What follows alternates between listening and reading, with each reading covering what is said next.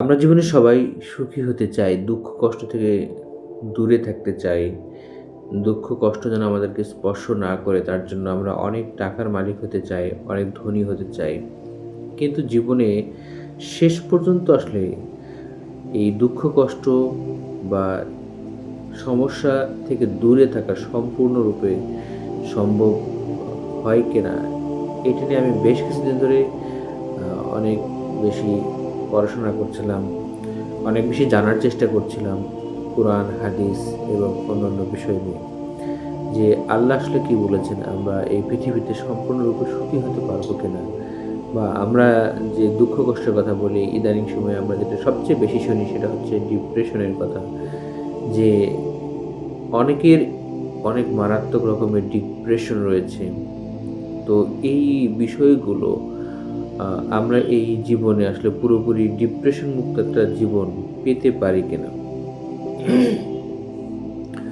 তো এখানে ১ম এ যেটা লক্ষণীয় বিষয় সেটা হচ্ছে যে আ আপনি যদি এই দুনিয়ার বর্তমান সময়ের সবচাইতে সচ্ছল ব্যক্তি, সবচাইতে ধনী ব্যক্তি, সবচাইতে ক্ষমতাসীন ব্যক্তি, সবচাইতে ফেমাস ব্যক্তি, বিখ্যাত ব্যক্তি, এই লোকগুলোর দিকে তাকান এবং তাদের জীবন নিয়ে যদি আপনি পর্যালোচনা করেন, খুব গভীরভাবে মানে অবজার্ভ করেন, ডিপলি যদি তাদের জীবনটা নিয়ে আপনি জানার চেষ্টা করেন, তাহলে কিন্তু এইখান থেকেই একটা বিষয় ক্লিয়ার যে তারা কেউই বা তাদের বেশিরভাগই কিন্তু তাদের লাইফ নিয়ে স্যাটিসফাইড নয়, তারা তাদের লাইফে হ্যাপি নয় এবং তারা দিন শেষে সম্পূর্ণ একা। তারা আমাদের থেকে আরো বেশি ডিপ্রেশনে ভোগে এবং তারা প্রতি মুহূর্তে তাদের লাইফের যে অসম অম ইমব্যালেন্সিং মানে ভারসাম্যহীন জীবনের কারণে তারা কিন্তু প্রচণ্ড রকমের আনহ্যাপি তাদের লাইফে। আবার সেই সাথে যদি আপনি আমাদের সমাজের বা আমাদের চারপাশের নিকটতম মানুষদের মধ্যে, পরিচিত মানুষদের মধ্যে বা আমরা যে শহরে বাস করি, সেই শহরগুলোতে যদি খেয়াল করেন, সেখানে যারা সবচাইতে ধনী, সবচাইতে যারা সচ্ছল, সবচাইতে যারা প্রভাবশালী, মর্যাদাবান, বিখ্যাত ব্যক্তিবর্গ, তো তাদের জীবনে যদি আপনি খেয়াল করেন, তো এই একই জিনিস আপনি সেখানে পাবেন। আবার ধরেন যারা একদম নিঃস্ব, যাদের কিছু নাই, যারা গরিব, যাদের খুবই কম রয়েছে, যারা তাদের লাইফে অভাব-অনটন সবসময় ফেস করে, তাদের লাইফে যদি যান, তো তাদের লাইফে তো সমস্যার অন্ত নেই। সুতরাং তারাও সেখানে হ্যাপি না। তো এই জিনিসটা নিয়ে আমরা কিন্তু পৃথিবীর সকল মানুষ, পৃথিবীর সকল সচেতন মানুষ আমরা চেষ্টা করি প্রতি মুহূর্তে যে আমরা এই দুঃখ কষ্ট জর্জরিত জীবন থেকে বের হয়ে এসে একটা হ্যাপি এবং একটা পিসফুল লাইফ বা একটা শান্তিপূর্ণ জীবন কিন্তু আমরা চাই।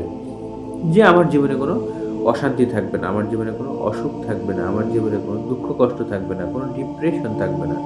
এবং সেটার জন্য আমরা কী করি? প্রচুর টাকা ইনকামের চেষ্টা করি এবং সেই টাকাতে আমরা চেষ্টা করি যে সব ধরনের অসুবিধাগুলোকে দূর করে সুবিধা আমাদের জীবনে নিয়ে আসার জন্য। কিন্তু তারপরেও দেখা যায় যে সেখানে কোনো না কোনোভাবে অসুখ, দুঃখ, কষ্ট, ডিপ্রেশন, নানা রকমের মারাত্মক রকমের সমস্যা, রোগ ব্যাধি কিন্তু ঢুকে যায়। এটা কেন হয়? এটা আসলে আমাদের একটু জানা উচিত যে আমরা যদি এই জায়গাতে আমাদের মাইন্ড সেটেলমেন্টটা যদি একটু চেঞ্জ করতে পারি, আমরা যদি এই জায়গাটাতে আমাদের মাইন্ড সেটআপটাকে যদি একটু চেঞ্জ করতে পারি, তাহলে কিন্তু আমরা এই জিনিসটা ক্লিয়ার হতে পারবো।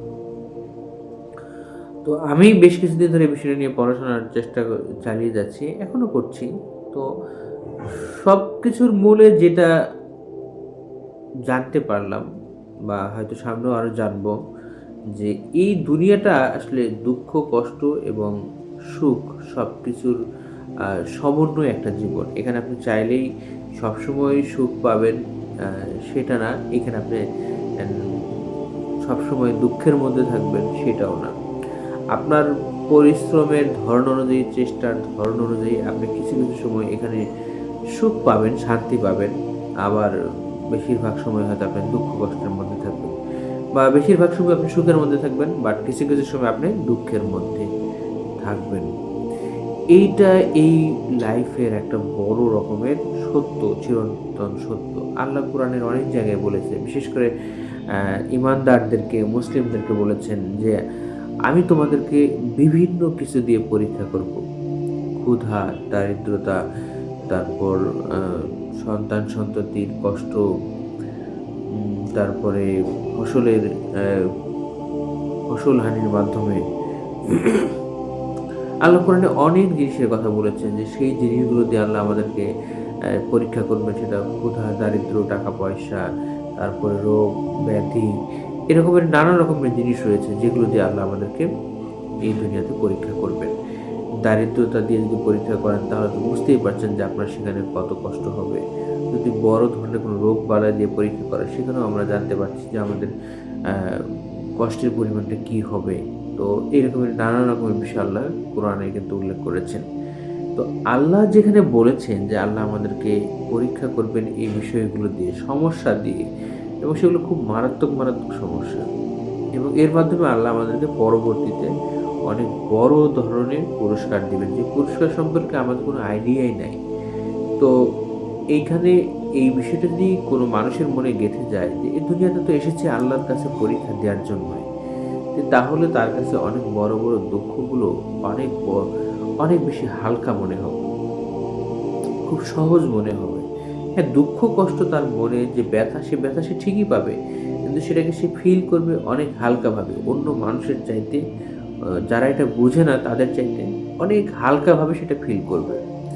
তো সেই কারণে আমি মনে করি যে আমি এই জিনিসটা নিজে জেনেছি, আমল করার চেষ্টা করছি, নিজের মনের মধ্যে এটা ধারণ করার চেষ্টা করছি, লালন করার চেষ্টা করছি যে আল্লাহ যেহেতু আমাকে পরীক্ষার জন্য পাঠিয়েছে, তো সেই পরীক্ষাটা আমাকে হাসিমুখে বরণ করে নিতে হবে, এবং নিজের মনকে এটা বোঝাতে হবে যে এই দুনিয়াটা সবসময় সুখ পাওয়ার জায়গা নয়, বা সবসময় সমস্যাবিহীন থাকার জায়গা নয়, বা সবসময় চাইলেই ডিপ্রেশন থেকে দূরে থাকা সম্ভব নয়।